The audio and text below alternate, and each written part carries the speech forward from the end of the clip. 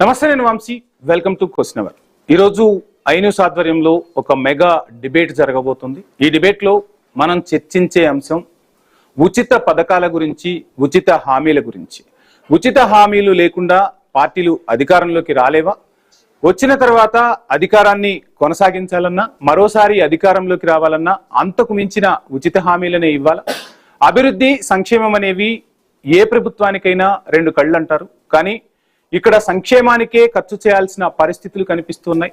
ఉచితానికి ఎవరు అర్హులు, ఎవరు అర్హులు కాదు అనే అంశంపై కూడా పెద్ద ఎత్తున చర్చ సాగుతోంది.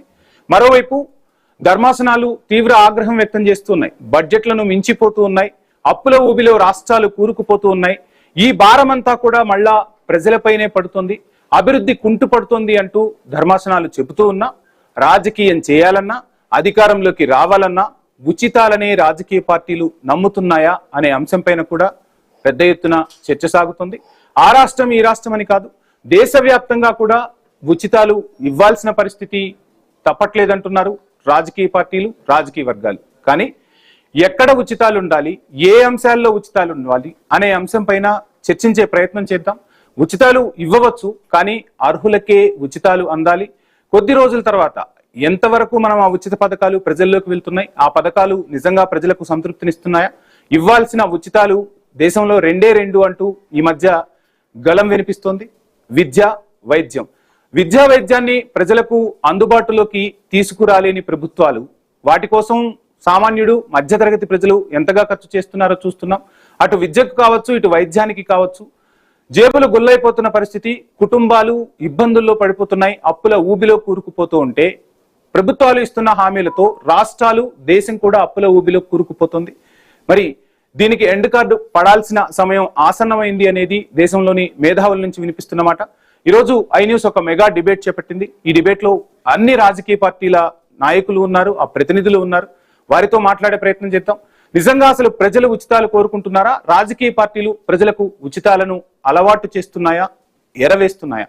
ఇక్కడ ఒక అంశాన్ని కూడా మనం మాట్లాడుకోవాలి. అందరికీ తెలిసిందే, ఎప్పుడైనా సరే చేపలు ఇవ్వటం కాదు, చేపలు పట్టటం నేర్పాలి అని చెప్పి చాలా సందర్భాల్లో రాజకీయ పార్టీలు, సమాజంలోని మేధావులు చెప్తున్నారు. అంటే నైపుణ్యాలను అభివృద్ధి చేయాలి, వారికి స్కిల్స్ ని డెవలప్ చేసే దిశగా అడుగులు వేయాలి. ఉపాధి కల్పించాల్సిన ప్రభుత్వాలు ఉపాధి కన్నా కూడా ఉచితాలనే ఎందుకు నమ్ముకోవాల్సి వచ్చింది? ఈ అంశంపైనే చర్చిద్దాం. ఈ అంశంపై చర్చించేందుకు మనతో పాటు బీఆర్ఎస్ నుంచి రామ్మూర్తి గారు, అదేవిధంగా కాంబోజు వెంకటేశ్వర్లు గారు ఉన్నారు. భారతీయ జనతా పార్టీ నుంచి మనకు వెంకటరెడ్డి గారు ఉన్నారు. ఆమ్ ఆద్మీ పార్టీ నుంచి రాము గారు, అదేవిధంగా ప్రముఖ విశ్లేషకులు, సీనియర్ జర్నలిస్ట్ మనకు విజయ్ గారు ఉన్నారు. వైఎస్ఆర్సీపీ నుంచి మధుసూదన్ రెడ్డి గారు ఉన్నారు. తెలుగుదేశం పార్టీ నుంచి శరత్ చౌదరి గారు ఉన్నారు. భారతీయ జనతా పార్టీ నుంచి పార్థసారథి గారు ఉన్నారు. అదేవిధంగా జనసేన నుంచి తనుజ గారు ఉన్నారు. అందరికీ నమస్కారం అండి. రైట్, బీఆర్ఎస్ నుంచే స్టార్ట్ చేద్దాం. చాలా ఉచిత హామీలు మీరు ఇచ్చారు. ఆ ఉచిత హామీలు ప్రజల్లోకి వెళ్ళాయి. తెలంగాణ సాధించిన తర్వాత ఎక్కడైతే పథకాలు అమలవ్వాలో అక్కడ పథకాలు అమలు చేశామని చెప్పిన పార్టీ, దేశంలోనే ఎక్కడా అమలు చేయలేని విధంగా అనేక స్కీములు తీసుకొచ్చిన పార్టీ అధికారాన్ని కోల్పోయింది. ఇక్కడ కొన్ని విషయాలను కూడా మనం మాట్లాడుకోవాలి. మీ అందరికీ కూడా ఐడియా ఉండే ఉంటుంది. ఉచితాలు ఇచ్చినంత మాత్రాన ప్రజలు రాజకీయ పార్టీలను అందలం ఎక్కించారా అంటే కొన్ని సందర్భాల్లో అందలం ఎక్కించని పరిస్థితి కూడా కనిపించింది. సో ఏంటి, ఎలా చూస్తున్నారు ఉచితాలు? రాజకీయ పార్టీలు ఏవైనా కూడా ఇది ఉచితాలని కాదు, సంక్షేమం ఏ విధంగా ఉండాలి, ప్రజలు ఏ విధంగా వాటిని స్వీకరిస్తారు, అదేవిధంగా ఎప్పుడైనా కూడా మనము ఉచితాలు ఇస్తే ఆ వ్యక్తి కానీ ఆ వ్యవస్థ కానీ కొంచెం బలోపేతానికి ఉపయోగపడాలి.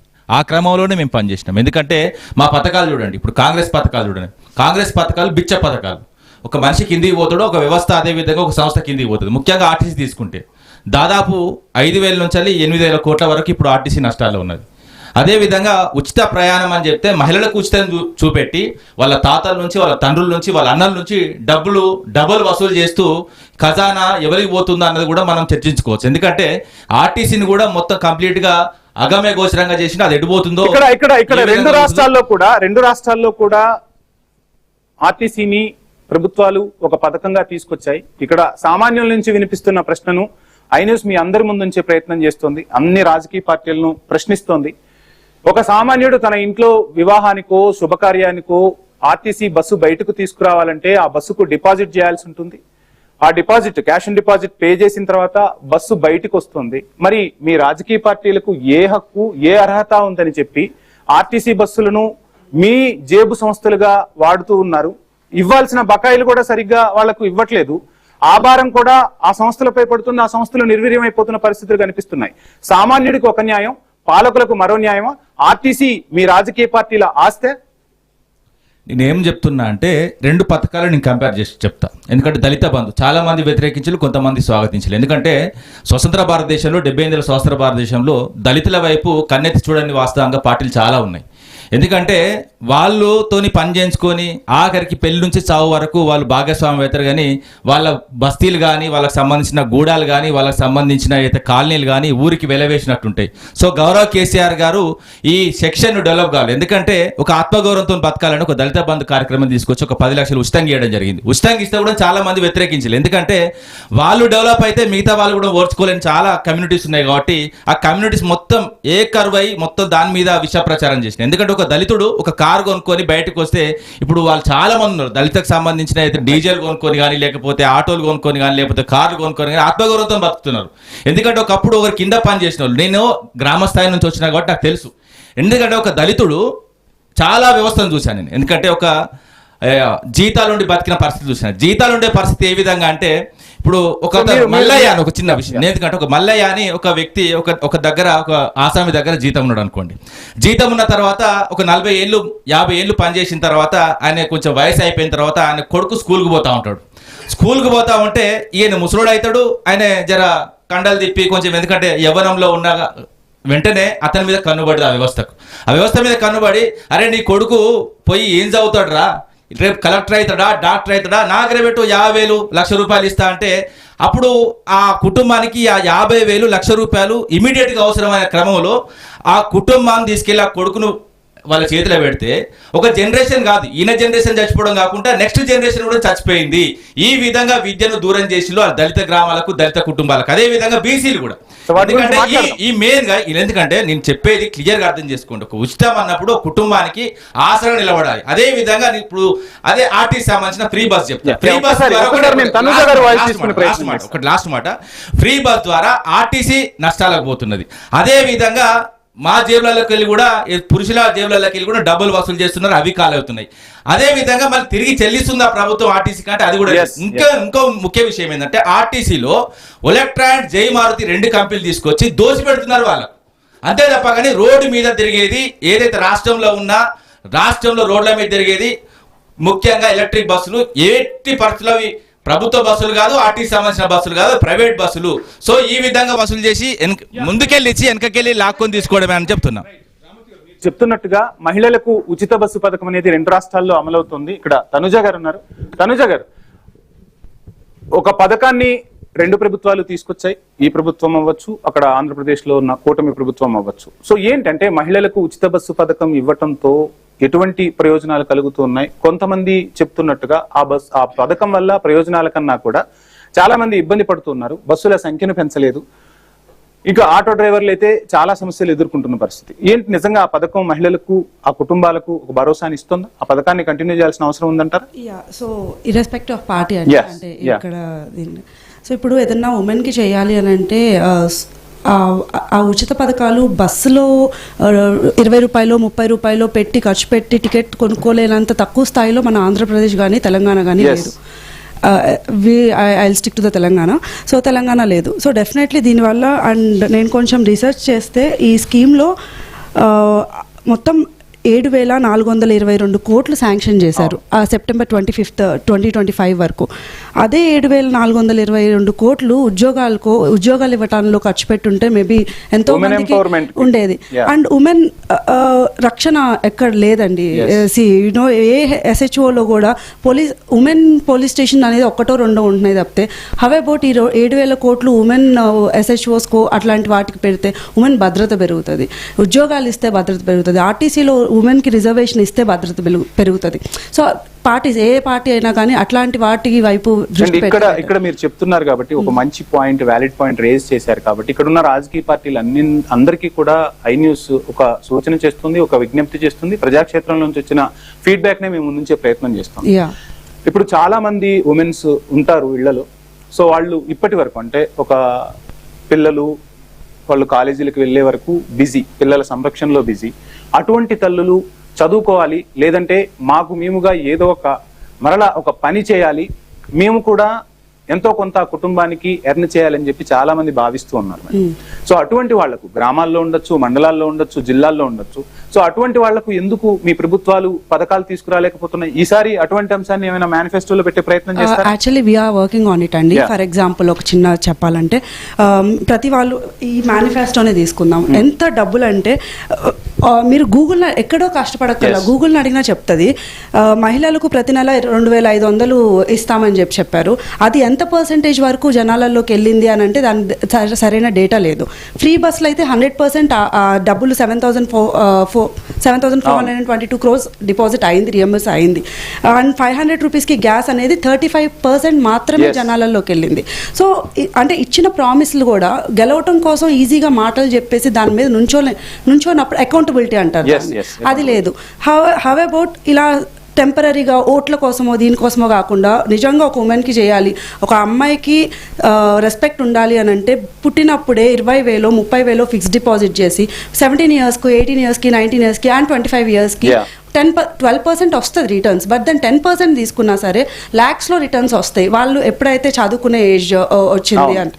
సో అలా ఉండటం వల్ల చిన్నప్పుడే చైల్డ్ మ్యారేజెస్ తగ్గుతాయి. పాలకులు అంటే ద లీడర్స్ అనేవాళ్ళు ఇట్లా ఆలోచించాలి, జనాల కోసం ఆలోచించాలి, అప్పుడు డెఫినెట్లీ మారుతాయి. ఫ్రీ అనేది I don't think so that works for long. రాష్ట్రాలకు దేశానికి కూడా భారమే అవుతుంది మీరు చెప్పినట్టుగా. సో మహిళల దృష్ట్యా అంటే బస్సులు కాదు మాకు కావాల్సింది, సో అక్కడ ఉచిత పథకాలు ఇవ్వాల్సిన అవసరం లేదు, వాళ్ళు స్వయం సమృద్ధిగా ఉపాధి పెంచుకునే అవకాశాలు కావాలి. ఇంతకుముందు డ్వాక్రా ఇటువంటివన్నీ తీసుకొచ్చారు, కానీ అవి పూర్తిగా మహిళలకు అందాయా అంటే ఆ ఫలాలు అయితే అందలేదు. వాళ్ళ నుంచి మనం కూడా చాలా మందిలో సృజనాత్మకత ఉంటుంది, మనం చూస్తుంటాం, చాలా క్రియేటివిటీ ఉంటుంది. సో ఆ క్రియేటివిటీ వర్క్స్ లో వాళ్ళని ఎందుకు ప్రోత్సహించలేకపోతున్నారు, వాళ్ళకి ఎందుకు పెట్టుబడులు ఇవ్వలేకపోతున్నారు అనేది ప్రశ్న. ఇక్కడ ఒకటి చెప్తాను. జనరలీ ప్రతి పొలిటీషియన్స్ అంటారు సెల్ఫ్ వేరే వేరే నేర్పించాలి అని చెప్తా ఉంటారు. బట్ అది ఓన్లీ ఇంజనీరింగ్ కాలేజెస్లోకి వస్తాయి. But according to the survey 8th class student అప్పుడే ఐక్యూ స్టాండర్డ్ అవుతుంది. సో మనం ఏదైతే ఈ బ్లూ కాలర్ జాబ్స్ అంటారు అవేం తప్పు కాదు.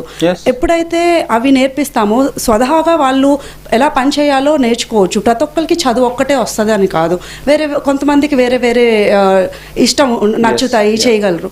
సో అట్లాంటి వాళ్ళకి ఏంటంటే సైకాలజీ సర్వే ప్రకారం 8th నుంచే వాళ్ళకి అలాంటి ఆపర్చునిటీ ఇవ్వటం గవర్నమెంటే, డెఫినెట్లీ ఇట్స్ గవర్నమెంట్ బాధ్యత. గవర్నమెంట్ రాజు ఉన్నవాడే ప్రజలు చూసుకోవాలి కాబట్టి. సో అలాంటి అది ఎవరు ఇప్పుడు దాకా చేయలేదు. So we are actually Janasena is actually working on it. Right.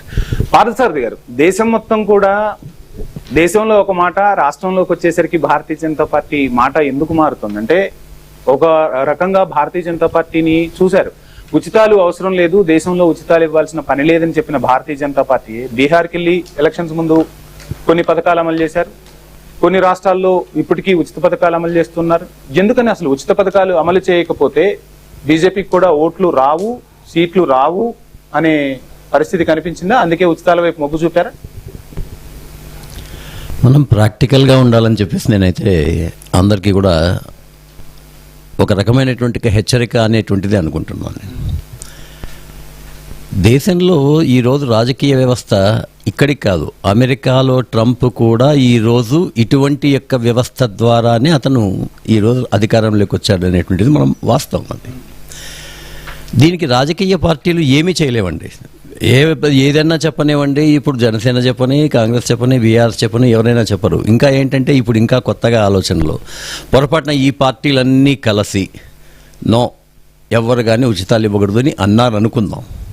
ఇంకో కొత్త పార్టీ వస్తుంది, మొన్న వచ్చినట్లుగా మొత్తం దేశమంతా రాద్ధాంతం చేస్తుంది, నేను మొత్తం ఇచ్చేస్తా అంటది, ఏం వాళ్ళని పోయింది కాబట్టి ఇచ్చేస్తానంటే అది. సో ప్రాక్టికల్గా మనము రాజకీయాల్లో ఇది ఎందుకు వచ్చింది అనుకుంటే నేను 1 ఏళ్ళు అటు చూపిస్తే 4 ఏళ్ళు నా వైపు చూపిస్తాయి, 4 ఏళ్ళు అటు చూపిస్తే 1 ఏళ్ళు నా వైపు చూపిస్తూనే ఉంటుంది. It is a practical thing. ఎక్కడి నుంచి ప్రారంభమైనాయి ఉచితాలు అనేటువంటిది మొత్తం మనం తీసుకుంటూ వస్తే మన ఇక ప్రత్యేకించి సౌత్ రాష్ట్రాల్లోనే ఈ యొక్క ఒక రకమైనటువంటి దాన్ని అభివృద్ధి నిరోధక సాంప్రదాయం అంటాను నేను. దుష్ట సాంప్రదాయం ఇట్లాంటి మాటలు నేను మాట్లాడదలుచుకోవాలి. శాశ్వత అభివృద్ధి నిరోధక సాంప్రదాయాలు అనేటువంటివి తమిళనాడులో బాగా ఎక్కువ వచ్చాయి. దాని తర్వాత ఇప్పుడు ఈ ఉచిత బస్సు పథకం అనేది ఉంది, దాన్ని కర్ణాటకలో కాంగ్రెస్ ప్రారంభించింది. ఒక రకంగా అయితే అది చాలా అట్రాక్ట్ చేసిండేటువంటిది. ఒక రకంగా అక్కడ కర్ణాటకలో ఆ యొక్క మార్పు రావడానికి అది కూడా కారణమైంది. ఎందుకంటే డికే శివకుమార్ గారు మీ అత్త ఇంటికి వెళ్ళాలన్నా, మీ మామ ఇంటికి వెళ్ళాలన్నా, మీ దేవస్థానానికి వెళ్ళాలన్నా ఆ రైన్తో మొత్తం చేసేటప్పుడు ప్రజలకు అట్రాక్ట్ అయింది.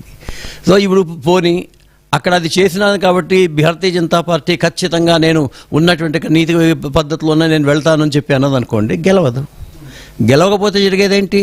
తాత్కాలికంగా వచ్చిండేటువంటి ఆ లబ్ధితో వచ్చిండేటువంటి కాంగ్రెస్ పార్టీ దేశాన్ని అనోగతి పాలు చేస్తుంది.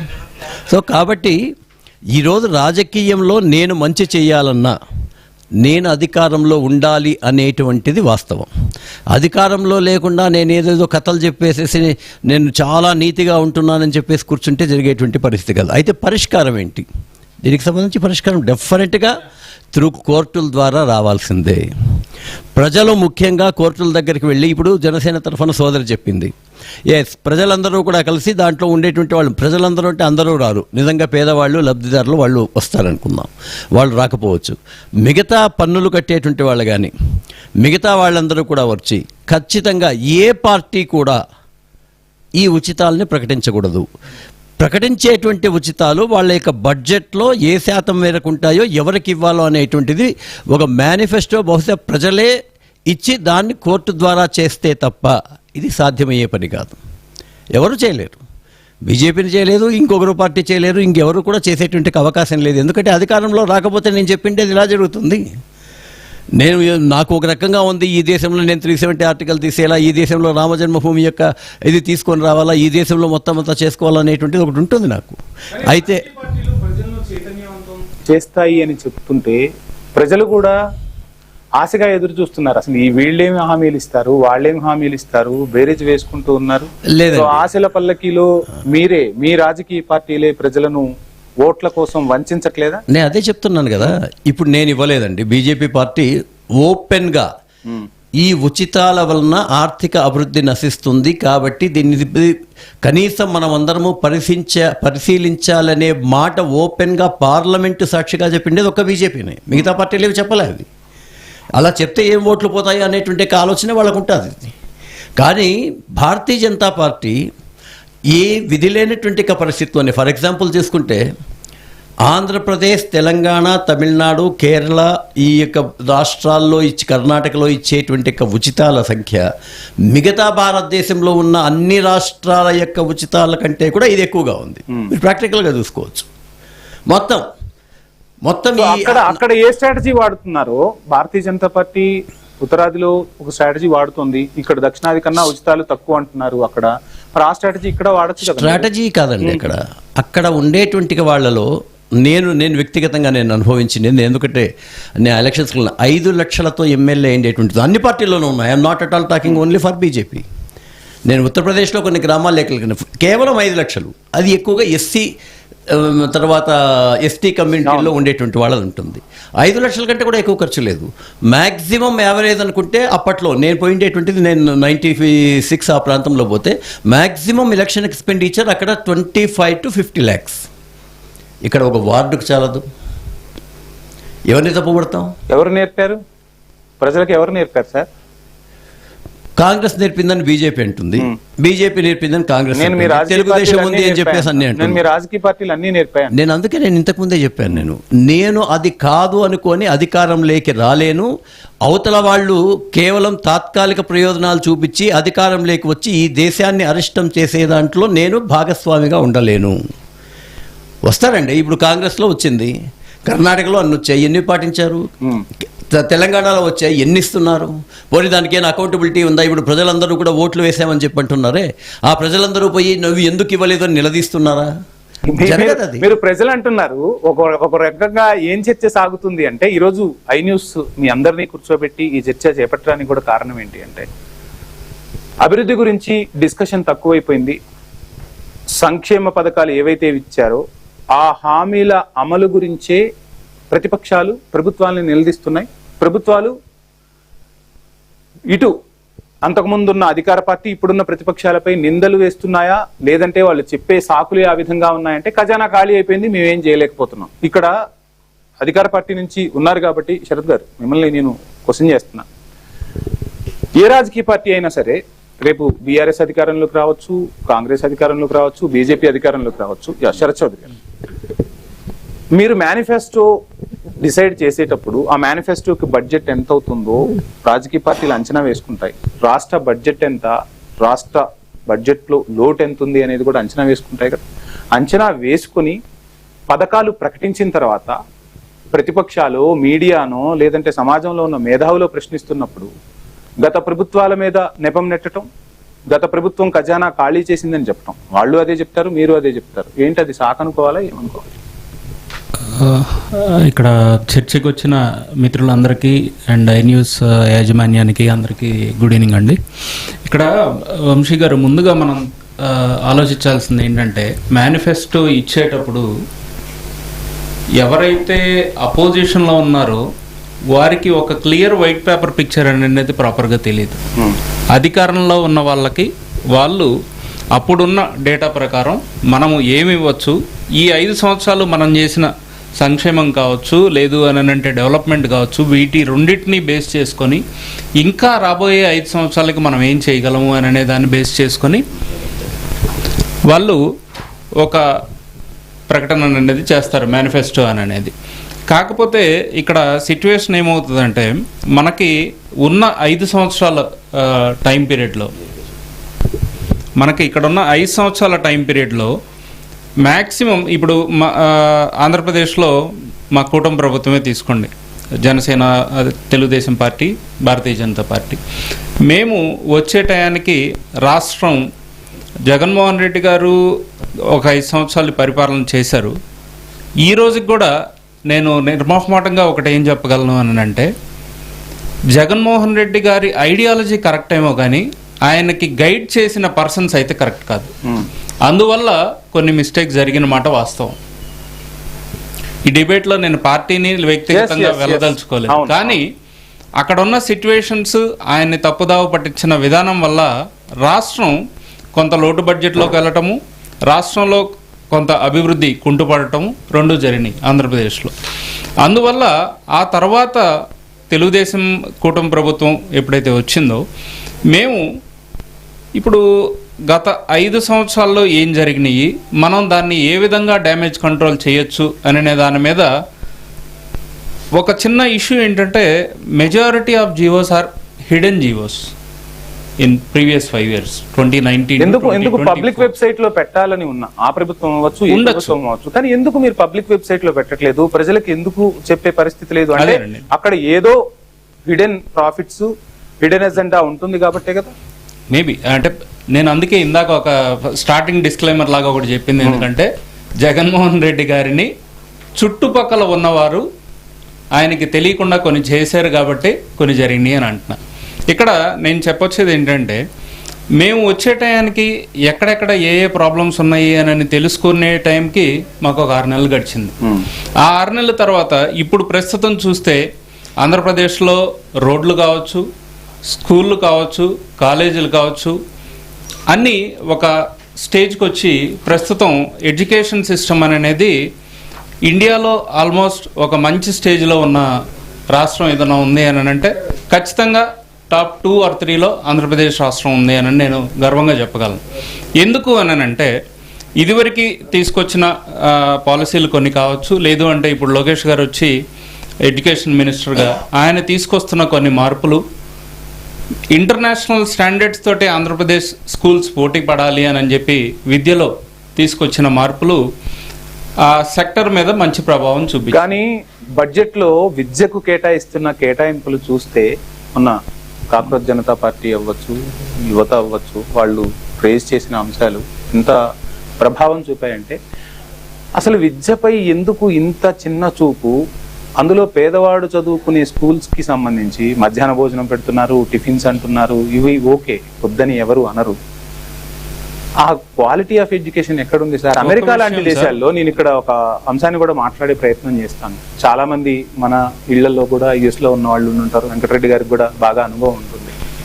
అక్కడ సాఫ్ట్వేర్ జాబ్ చేయడానికో ఇంకో జాబ్కో వెళ్ళిన వాళ్ళు, అక్కడ వాళ్ళు వాళ్ళ పిల్లలందరినీ ఉచితంగా చదివిస్తూ ఉంటే +2 వరకు, మనం ఏంటి సార్ +2 కాదు, అసలు +2 కాదు వాడు నార్మల్ గా ప్లే స్కూల్ కి వెళ్ళటానికే లక్షలు ఈరోజు మధ్యతరగతి కుటుంబాలు, సామాన్య కుటుంబాలు దారిపోయాల్సిన పరిస్థితి కల్పిస్తుంది. ఈ రాజకీయ పార్టీలు కాదా? ఈ రాజకీయ పార్టీల నాయకులకు కాదా విద్యా సంస్థలు ఉన్నది? వీళ్ళు కాదా ప్రభుత్వ స్కూళ్లను నిర్వీర్యం చేస్తూ, వాళ్ళ స్కూళ్లను చైతన్యవంతం చేసుకుంటూ, వాళ్ళ స్కూళ్ల ప్రభావాన్ని చాటి చెప్పుకుంటూ విద్యా వ్యవస్థను మొత్తం వాళ్ళ గుప్పిట్లో పెట్టుకోవట్లేదు? విషయం అండి, ఇక్కడ విద్య అనేది ఇప్పుడు మీరు ఓపెనింగ్ రిమార్క్స్ లో ఒకటి చెప్పారు, ఏ సెక్టర్ కి మనం ఇది ఉచితాలు ఇవ్వచ్చు. ఉచితాలు ఇచ్చే దాంట్లో కూడా విద్య అనేది ప్రైమరీ సెక్టర్ కింద ఎందుకు తీసుకుంటారు అంటే, గతంలో కేసీఆర్ గారు కూడా KG to PG ఉచిత విద్య ఇవ్వాలి అని ఒక కాన్సెప్ట్ అనుకున్నారు, ఇవ్వడానికి ట్రై చేశారు కూడా, అందులో ఎటువంటి ఇది లేదు. కానీ దానివల్ల ఉపయోగాలు ఏంటి అని అంటే, క్రిమినల్స్ కావచ్చు, బయట జరిగే కొన్ని సంఘ విద్రోహ కార్యక్రమాలు కావచ్చు, తగ్గడానికి విద్య అనేది తోడ్పడుతుంది. మనం చైతన్యవంతంగా ఉన్నప్పుడు క్రైమ్ రేట్ అనేది కొద్దిగా తగ్గుతుంది. గత ప్రభుత్వం కానీ ఎక్కడైనా కూడా ఇనిషియల్గా ఒక పర్సన్కే ఫ్యామిలీలో ఎడ్యుకేషన్ ఫ్రీ అనే కాన్సెప్ట్ ఉన్నా కూడా, గవర్నమెంట్ మీద భారం పడుతున్నా కూడా, ప్రతి ఒక్కళ్ళు పిల్లలు ఎంతమంది ఉంటే అంతమంది, 5 ఉంటారా 7 ఉంటారా, irrespective of number of kids the family is having, ప్రస్తుతం కూటమి ప్రభుత్వం అందరూ చదువుకోవాలి, అందరూ విద్యావంతులు అవ్వాలి అని చెప్పి ఉచిత విద్య అనే కాన్సెప్ట్ పెట్టి వాళ్ళకి సంవత్సరానికి 13 సార్, అది తల్లికి వందనం అవ్వచ్చు, లేదంటే గత ప్రభుత్వంలో ఉన్న పథకం అవ్వచ్చు, పథకాన్ని ఎవరు కాదనరు. కానీ ప్రతి కుటుంబానికి ఇన్ని వేలు బడ్జెట్ లోంచి ఇచ్చే బదులు అసలు ఉన్న స్కూళ్ళనే బలోపేతం చేసి ఆ స్కూళ్ళకే బడ్జెట్ కేటాయిస్తే ఇంకా మంచి మార్పులు వస్తాయి కదా సార్. స్కూళ్ళన్నిటికీ బడ్జెట్ కేటాయించి ఏ విధంగా ఇప్పుడు ఇక్కడ మనం ఒక అంశాన్ని మాట్లాడుకోవాలి. ఢిల్లీలో అరవింద్ కేజ్రీవాల్ అధికారం చేపట్టిన తర్వాత అక్కడ స్కూళ్ల రూపురేఖలు ఏ విధంగా మారాయో మనందరం చూసాం. ఆ విషయాన్ని మనందరం కూడా అప్రిషియేట్ చేయాల్సిన అంశమే. ఎందుకు ఆ రోల్ మోడల్ తీసుకోలేకపోతే?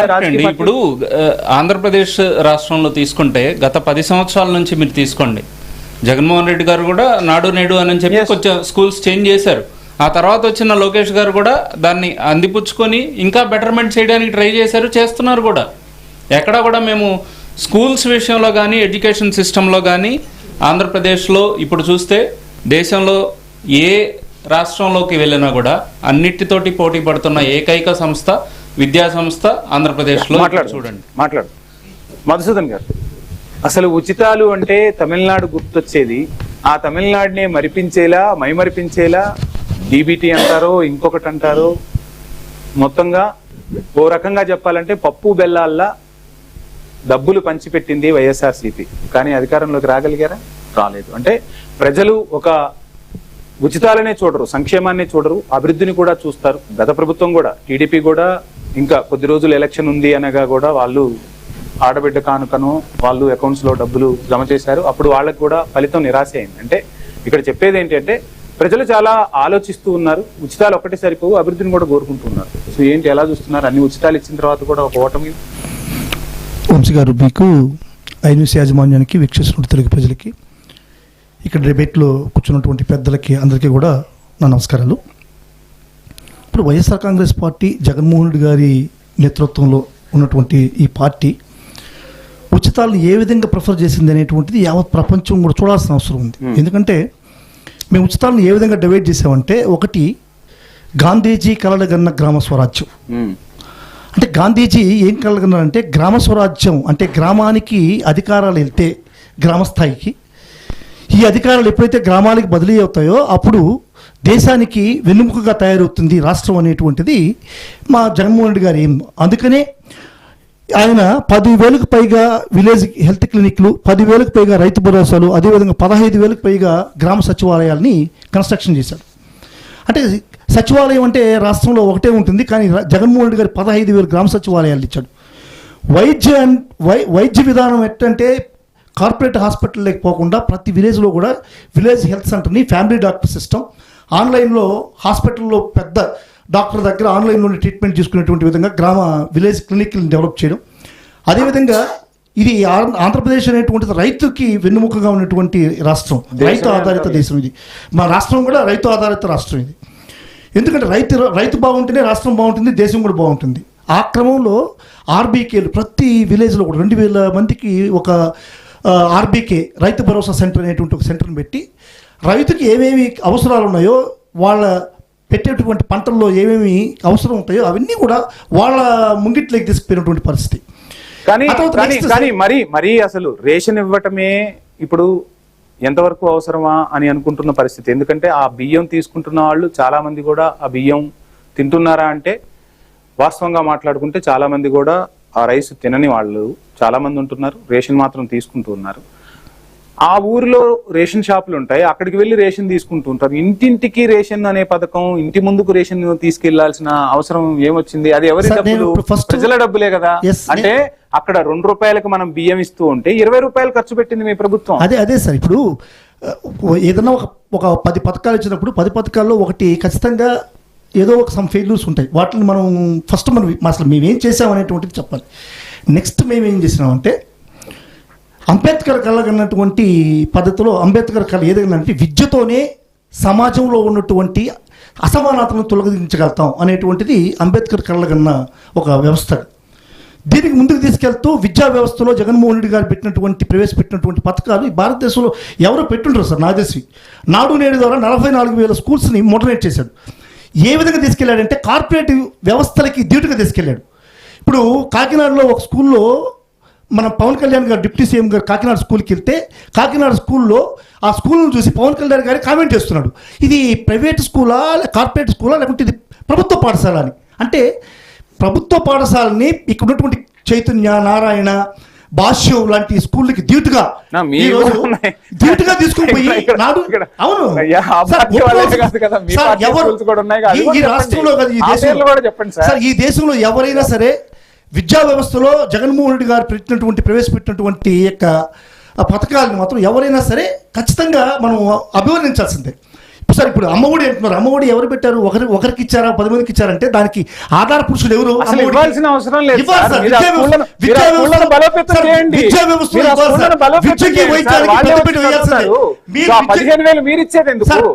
విద్యా వ్యవస్థలో కేటాయించేది ఎందుకు సార్? ఇప్పుడు చేపలు పట్టడం నేర్పించండి, చేపలు పట్టివ్వకండి అంటున్నారు. పట్టి నేర్పించే వరకు చేపలు ఇవ్వాల్సిందే ఖచ్చితంగా. ప్రభుత్వాలు చేపలు పట్టడం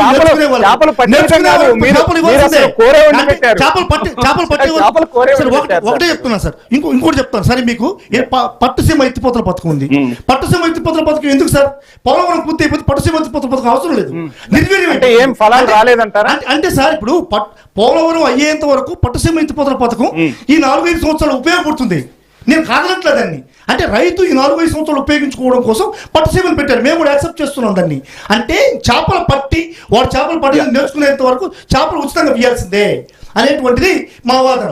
ఇప్పుడు ఇదే విధంగా సార్ చూస్తే సమయం ఇస్తాం, మీకు సమయం ఇస్తాం. వెంకటరెడ్డి గారు,